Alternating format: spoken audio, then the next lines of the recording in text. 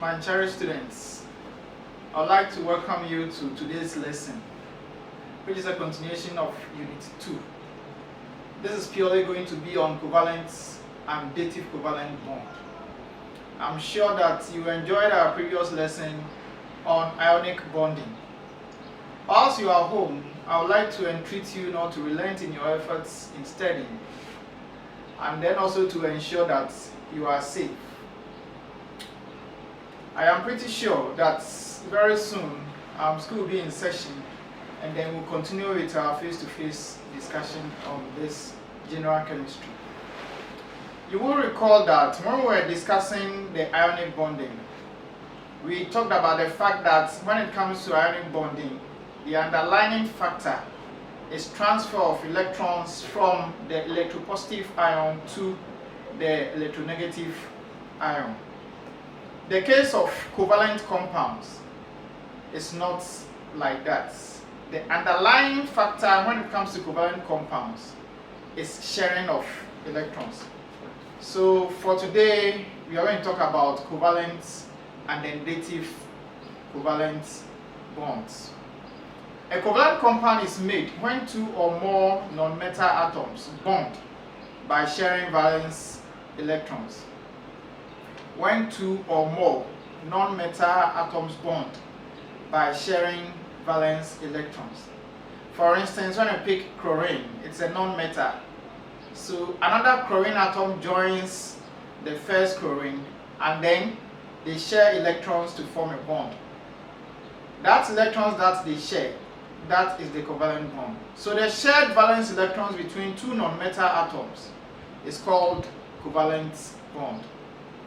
So in principle, we can say that a covalent bond is a chemical bond formed by sharing between atoms of their outermost electrons such that each atom acquires a noble gas electron configuration.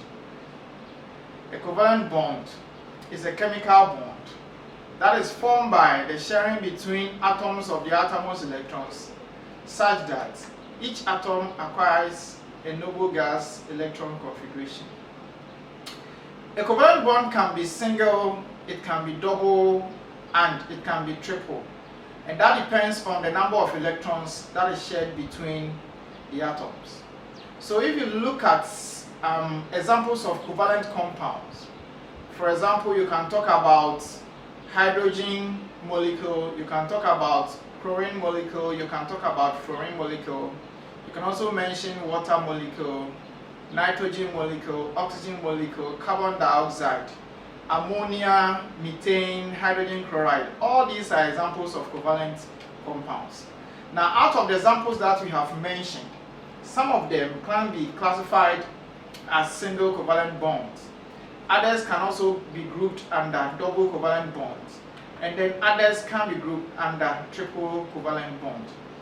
If you critically look at the examples, you can also deduce that we also have covalency between atoms of the same kind. For example, when you take chlorine molecule, the bond is between one chlorine atom and another chlorine atom. So these atoms are of the same kind.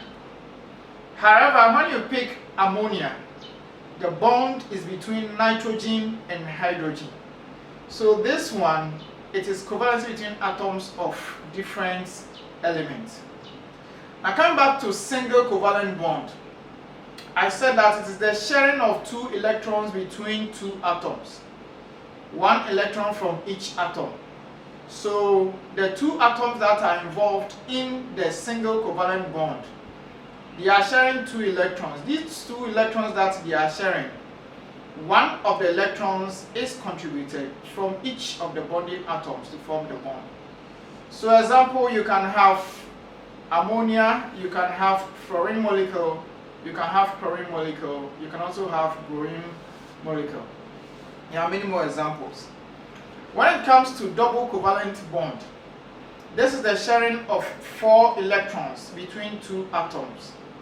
2 electrons from each atom. So it means that in a double covalent bond, 4 electrons are shared. These 4 electrons, 2 electrons are contributed each by the bonding atoms. So when you pick carbon dioxide, carbon dioxide is a typical example of a double covalent bond. You realize that the formula for carbon dioxide is CO2. It means that the compound is formed using one atom of carbon and two atoms of oxygen. So if you look at the diagram, you realize that the carbon is sandwiched between the two atoms of the oxygen.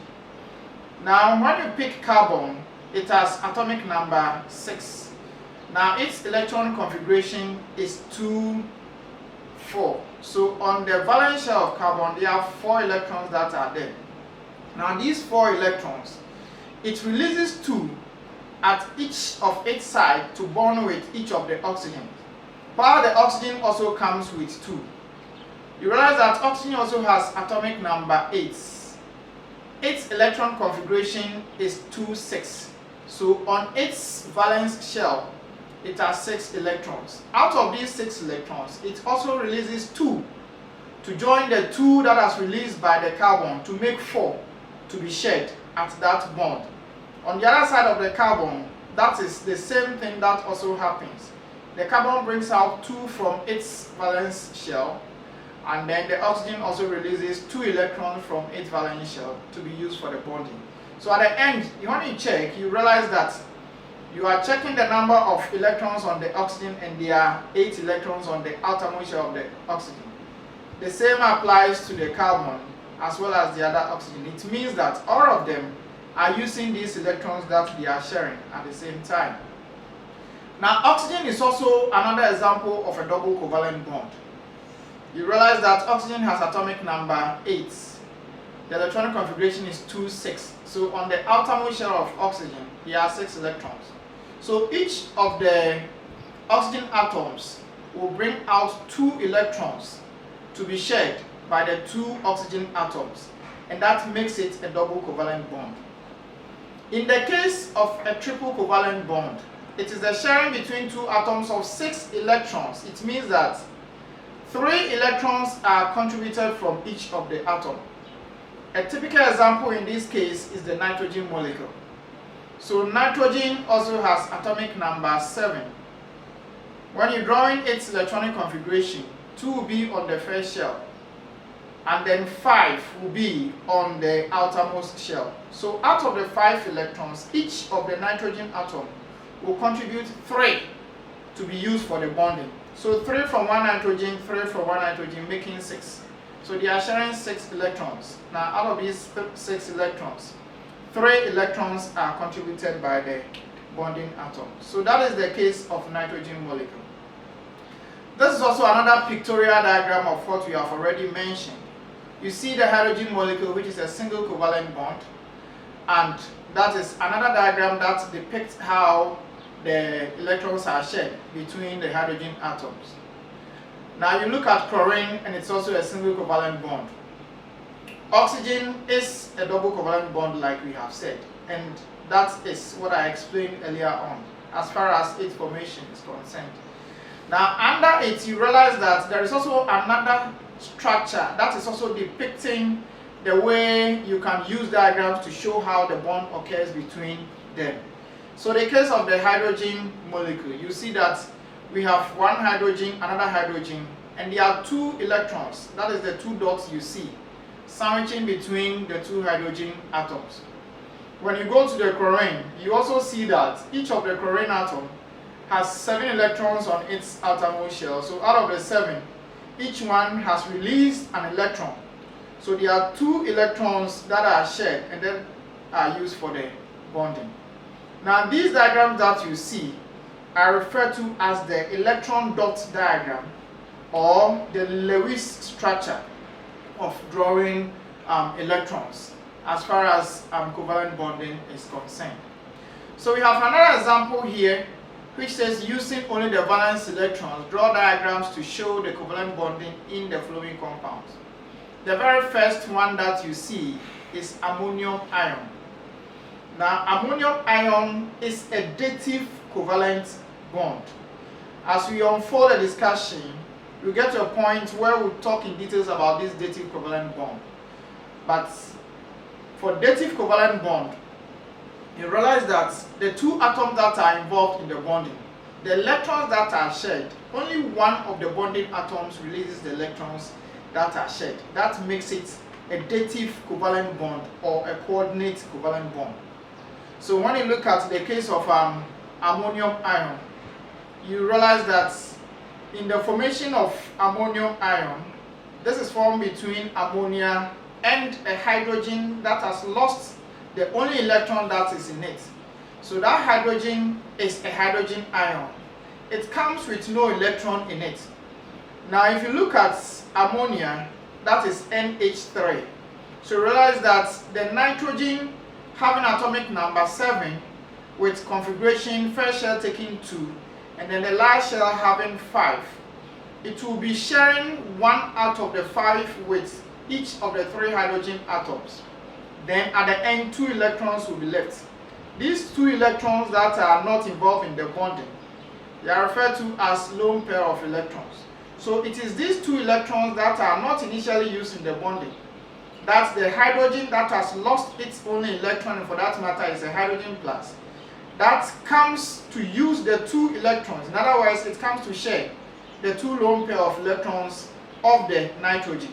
So here the 2 electrons are contributed only by the nitrogen. And that is what makes it a dative covalent bond or a coordinate covalent bond. Now at the end of the drawing, you must ensure that your parental sign is there, and then the positive sign that shows that one of the electrons has been lost must be there. If you draw this and you don't bring that positive sign, whatever you have drawn is not correct. In that sense, you are trying to justify that the hydrogen on just a glance of it is contributing an electron, and if it is so, it will make the entire diagram wrong, because hydrogen has only the 1 shell, the K shell, and that K shell takes a maximum of 2. And then the nitrogen's outermost shell also takes a maximum of 8. So if you presume that hydrogen has come with an electron, then it means that there are going to be 9 electrons on the outermost shell of nitrogen, which is not correct or possible. And then the hydrogen will also have 3, which is also not correct. And so the plus sign must be there to indicate that one of the electrons has been lost. Now when it comes to the PCl3, the phosphoric chloride, you realize that this is formed between 3 atoms of chlorine and then 1 atom of phosphorus. Now when you pick phosphorus, it has atomic number 15, and so its configuration is 285. Always it is the last electrons on the last shell that are used in the bonding. So the 5 electrons are going to be used by the phosphorus. Out of the 5, phosphorus donates 1, 1, 1, making 3 to be shared with each of the 3 chlorine atoms. Then there will be a lone pair of electron there, 2 electrons there, which will not be involved in the bonding. Now chlorine, each of the chlorine atom will also donate an electron to be shared with the already donated electron of the phosphorus to form a bond with each of the chlorine atom. So that is the formation of PCl3. Now we want to look into detail the Lewis dot structures, which is also called the electron dot formula. Now the Lewis dot structures are also another way to represent how atoms form covalent bonds. We have a table that shows the Lewis dot symbols of the first 20 elements in the periodic table. So realize it starts from hydrogen and it ends in calcium. Now when you look at hydrogen, you realize that it has only 1 electron. So that 1 electron is what is shown as a dot beside the hydrogen. So when you are drawing the Lewis dot structure or the electron dot formula, it is only the, again, outermost electrons that are used. Now when it comes to helium, helium has atomic number 2, so there are 2 electrons there. It only uses the K shell, that is the first shell, and that one takes 2. So the 2 electrons of helium are what you see also in the table. Now in the case of lithium with atomic number 3, you realize that there are 3 electrons. When you draw its configuration, the first shell will take 2. The last shell 1, and that is why you see 1 electron just beside the lithium. Beryllium is atomic number 4. 2 on the first shell, and then 2 electrons are what you see there. In the case of boron, the electrons are 5, and so the first shell takes 2 electrons, and 3 electrons will be on the last shell, and those are the 3 electrons you see on the boron. Carbon atomic number 6, also having 6 electrons, 2 on the first shell, and the 4 electrons that are on the valence shell are what you see as dots by the carbon. Nitrogen atomic number 7, the first shell takes 2, and in the last shell 5, and those are the 5 electrons that you see there. The case of oxygen, the atomic number is 8. When you draw in the configuration, 2 electrons go on the first shell of oxygen, and then the last shell 6 electrons, and that is why you see 6 electrons there. Now fluorine atomic number 9, the first shell takes 2, and the last shell 7 electrons. So you see 1, 2, 3, 4, 5, 6, 7 electrons on the fluorine. Neon atomic number 10, so there are 10 electrons. The first shell taking 2, and then the last shell 8, so you see 8 electrons on neon. Sodium again, group 1, like we mentioned when we were talking about the ionic bonding, that the group 1 elements are the alkaline metals. It has atomic number 11, and so the configuration is 2, 8, 1, and because we are using the last shell, that is why you see only 1 electron there. Magnesium is with atomic number 12. Its configuration is 2, 8, 2, so the last shell has 2 electrons, and so again you see 2 electrons on magnesium. Aluminium 13, so configuration is 2, 8, 3. So on the last shell we have 3 electrons, and that is why you see 3 electrons on the aluminium. Silicon 14, that is also 2, 8, 4. So that is why you see 4 electrons on silicon, because we are using the last electrons there. Then phosphorus, like we said earlier on, atomic number 15, and that is 285, so you see 5 electrons on phosphorus. Sulfur is number 16, so 286, and so you also see 6 electrons on sulfur. Chlorine is with atomic number 17, and that also gives us 287, so the 7 electrons are what you see there. Argon has 18 electrons, so 288, and so you see 8 electrons on argon. Potassium atomic number 19, which is 2881, and that is why you see 1 electron on potassium. And calcium has atomic number 20. The configuration is 2882. So on the last shell of calcium, there are 2 electrons, and that is why you see 2 dots on calcium. So these are the ways we represent the Lewis dot structure or the electron dot formula for the first 20 elements. Now we are saying that dots are placed around the symbol of the element just to represent the number of valence electrons in the element. Now we still want to give tidbits about the Lewis dot structures. So we are saying that there can be up to 8 dots for 8 valence electrons.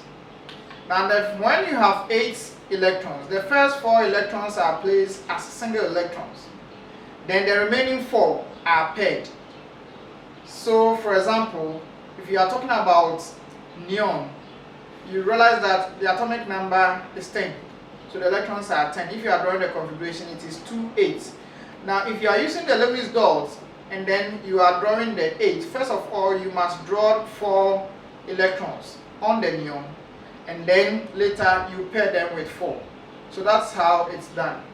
Now the number of bonds that each element is able to form is usually equal to the number of unpaired electrons. In order to form a covalent bond, each element has to share 1 unpaired electrons. For example, when you pick water like this, you see that the formula for water is H2O. There are 2 atoms of hydrogen and 1 of oxygen. So when you are drawing the Lewis dot structure, you realize that the oxygen has 6 electrons on its outermost shell. We have already explained that. Now each of the hydrogen atom also has 1, and that is what you see in diagram A. Now when it comes to B, you realize that the oxygen will release one electron each to be shared with the hydrogen atoms. So one electron sharing with one hydrogen electron, and then another electron of the oxygen also sharing with the other electron of the hydrogen.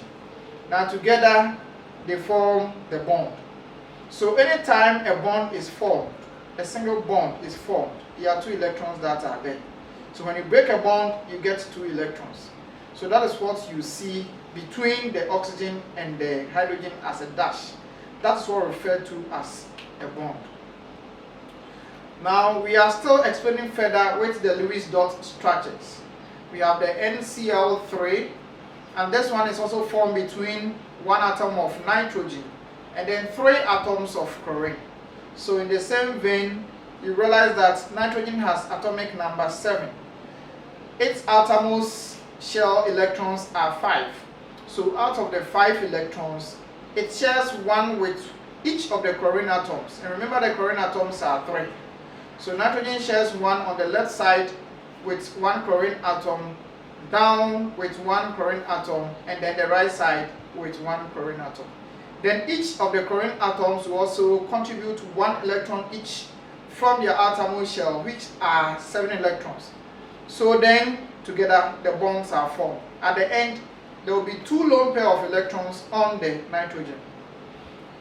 The next example is tetrachloromethane, that is CCl4. This one is also formed between 1 carbon atom and 4 chlorine atoms. So again, you realize that carbon has atomic number 6. There are 4 electrons on its outermost shell, and so it releases one of these 4 electrons to be shared with the 4 atoms of chlorine. And so 1 electron from carbon and then 1 electron from chlorine on top of it will form one bond. Then 1 electron from the carbon and another electron from the chlorine will also form another bond on its right side. On the left side of the carbon, we also have 1 electron of carbon also joining 1 electron of the chlorine on the left side also to form a bond. And then carbon again having 1 electron released to join with the last electron released by the chlorine from the 7 also to form a bond. So there are 4 bonds that carbon is forming with each of the chlorine atoms.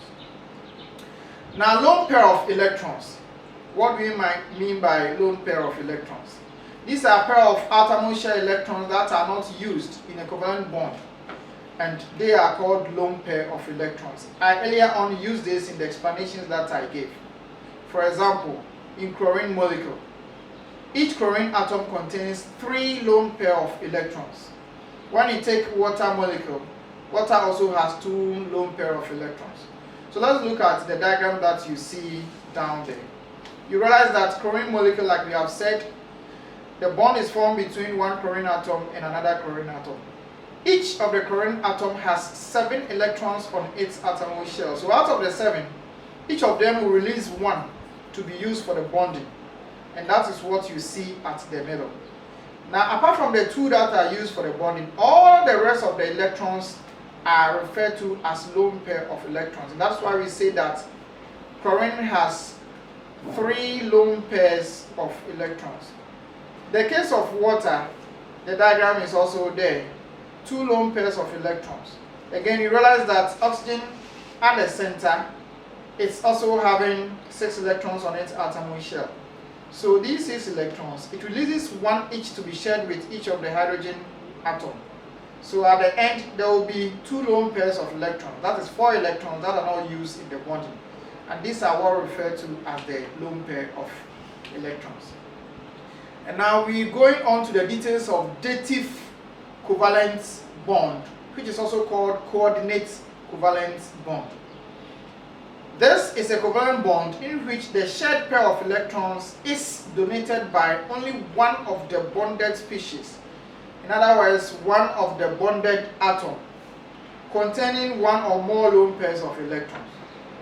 Examples: we have ammonium ion, we have hydrozonium ion, and many more. But for the purposes of your course, you are supposed to use diagrams to show how the bond occurs with ammonium ion and the hydrozonium ion.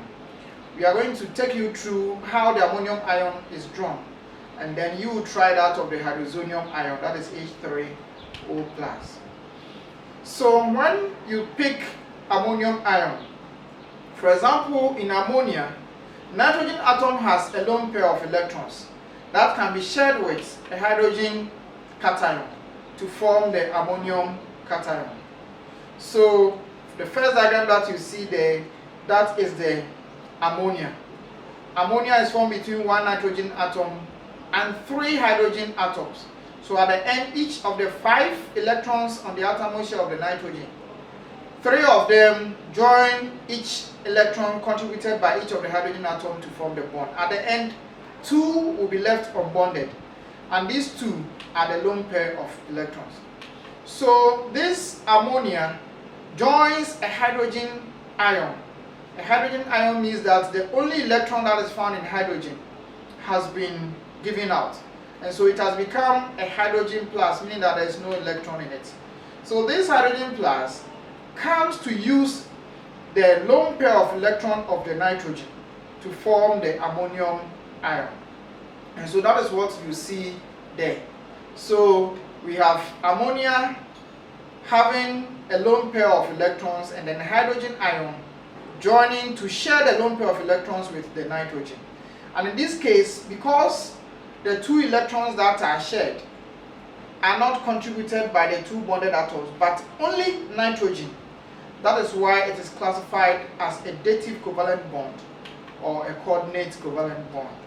So in the same vein, you can also try the hydrozonium ion, that is H3O+.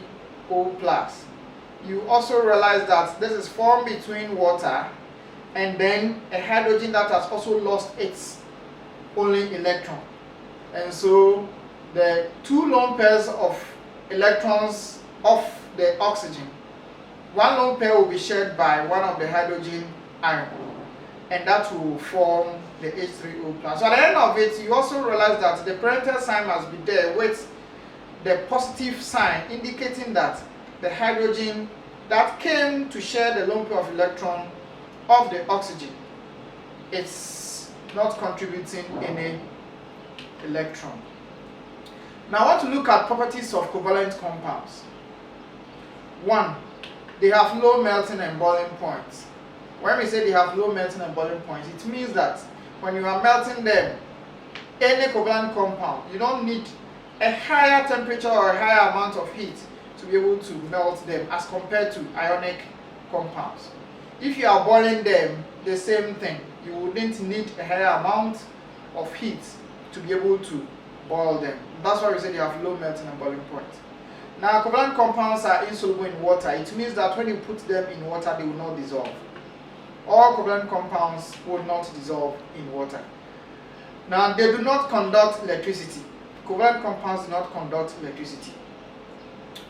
They are soluble in organic solvents like petrol. So when you put covalent compounds in petrol, in kerosene, in diesel, they will dissolve. But because they are insoluble in water, when you put them in water, they will not dissolve. Now I want to compare ionic compounds, their properties, with covalent compounds. Now we said that when you pick ionic compounds, they are made up of charged particles. Now charged particles are ions. But a constituent of covalent compounds are molecules. So they are made up of molecules. In examination, you can be asked to, let's say, state or write 3 or 4 differences between covalent compounds and ionic compounds, and you should be in a position to do that. Anytime you are asked to state differences, you can decide to draw a table. If you're not drawing a table, then you must let your conjunction be depicted so that we'll be able to strike out the clear differences between whatever you are asked to contrast. And so going forward, we are saying that ionic compounds, they have strong chemical bonds between them. This is as a result of the electrostatic attraction between the 2 atoms that are involved in the bonding. That is the cation and the anion. But in the case of covalent bond, the case of covalent compounds, they have strong chemical bonds, but these chemical bonds are rather found inside the molecule. The chemical bonds of ionic bonds are between the ions, but that of covalent bond, they are inside the molecules. Again, when you pick ionic compounds, they are crystalline solids. Now, covalent compounds are often gases or volatile liquids. Again, ionic compounds have high melting and boiling points, but covalent compounds have low melting and boiling points. Now, I explained that of the low melting and boiling points with covalent compounds.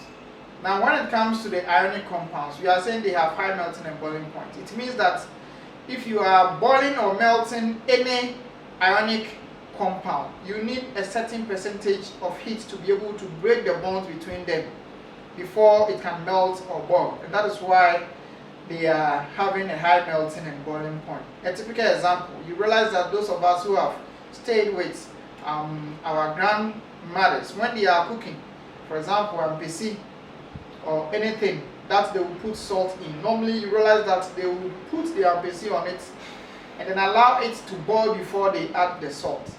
The essence is that when you put the MPC there on the fire and then you put the salt in it immediately, as soon as you put it on fire, the heat that will be coming will be absorbed by the salt until its bonds are broken before it will give way for boiling to take place, and that will consume a lot of heat and temperature.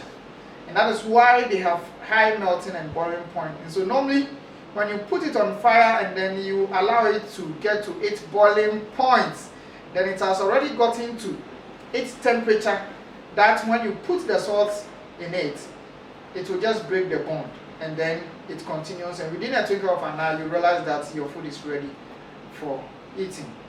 And so for ionic compounds, they have high melting and boiling points, but covalent compounds have low melting and boiling points. Now, ionic compounds are usually water soluble. It means that when you put them in water, they will dissolve. However, covalent compounds are often insoluble in water. Lastly, ionic compounds conduct electricity in their molten state or in their aqueous state. It means that when you have ionic compounds and then you dissolve them in water, they become very good conductors of electricity. When you melt them, it's the same thing. But in the case of covalent compounds, they do not conduct electricity. So that brings us to the end of covalent bonding. Thank you very much. There are some few questions that I would like you to try your hands on them. And the very first one is what you see there. It says that the flowing data for two chlorides of elements A and Z, use it to answer the questions that follows. So we have chloride melting point in degrees Celsius, boiling point, and then solubility in 100 grams of water, and then solubility in 100 grams of benzene. And look at it critically. There are two chlorides. So we have ACl having a melting point of 800 degrees Celsius. But when you take the ZCl4, it has a melting point of 23. Before you can answer these questions correctly, you need to really relate the properties of ionic and covalent compounds to it, and that is what will help you to be able to answer the questions. Now when it comes to the boiling point, the ZCl has a boiling point of 77. Now solubility in 100 grams of water, ACl has 38 and the other one has 0.08. Now solubility in 100 grams of benzene, the ACl has 0.07 and that of the ZCl4 is very soluble. So the question is, what type of bond is formed between ACl? Use the melting point and the boiling point.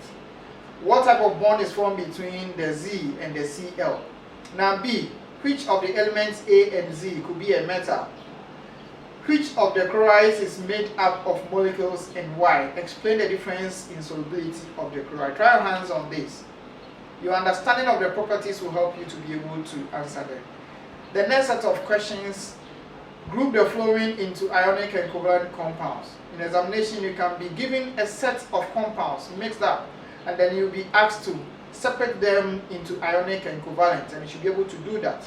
So we have aluminium oxide, we have sodium oxide, we have methane, and then we have ammonia. Which of these belong to ionic and which of them belong to covalent? Now explain why solid sodium chloride, NaCl, does not conduct electricity but its solution does. Now consider three elements, V, W, and X, with atomic number 6, 9, and 20 respectively. A. Write the electronic configuration of W and X. B. What is the name of the chemical bond formed between I, 2 atoms of W, and an atom of X, and II, 2 atoms of X, III, an atom of W, and an atom of hydrogen. This brings us to the end of also the trial questions. We believe that you are going to have very interesting workouts as you try to go through whatever we have discussed. Until then, I'll say bye-bye to you. Thank you very much.